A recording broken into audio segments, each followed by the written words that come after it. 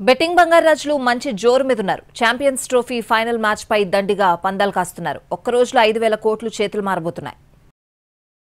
Dubai వేదికగా high voltage match జరగబోతోంది. Champions trophy ఫైనల్లో భారత్, న్యూజిలాండ్ తలపడబోతున్నాయి.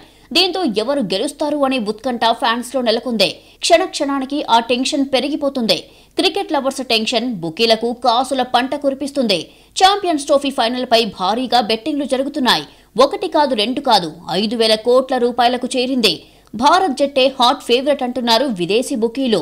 అయితే బుకీలలో అధిక శాతం అండర్ వరల్డ్ కు చెందిన వాళ్లే. దావూద్ ఇబ్రహీం కు చెందిన డి కంపెనీ కూడా బెట్టింగ్ నిర్వహిస్తుంది. ఛాంపియన్స్ ట్రోఫీ ఆరంభం నుంచి బుకీలు బెట్టింగ్ నిర్వహిస్తున్నారు. భారత్, ఆస్ట్రేలియా సెమీఫైనల్ మ్యాచ్ పైన భారీగా బెట్టింగ్లు జరిగాయి. బెట్టింగ్లపై నిఘా పెట్టిన ఢిల్లీ పోలీసులు 5 బుకీలను అరెస్టు చేశారు. వీళ్లలో ప్రవీణ్ కుమార్ కొచ్చారు, సంజయ్ కుమార్ రెడ్ హ్యాండెడ్ గా దొరికిపోయారు. ల్యాప్టాప్లు, మొబైల్ ఫోన్లు, పలు ఎలక్ట్రానిక్ పరికరాలను స్వాధీనం చేసుకున్నారు పోలీసులు. బెట్టింగ్ సిండికేట్ లో బాబీ, గోలు, నితిన్ జైన్, జితు సభ్యులుగా ఉన్నారు. నిందితుల నుంచి 22 లక్షల రూపాయల నగదును స్వాధీనం చేసుకున్నారు పోలీసులు. lucky.com వెబ్సైట్ నుంచి మాస్టర్ ఐడి కొన్నాడు ప్రవీణ్ కొచ్చారు. దాని సాయంతో బెట్టింగ్ ఐడీలను తయారు చేశాడు. వాటిని పంటర్లకు విక్రయించాడు. ఈ సిండికేట్ ప్రతి లావాదేవీపై 3% కమిషన్ వసూలు చేస్తుంది.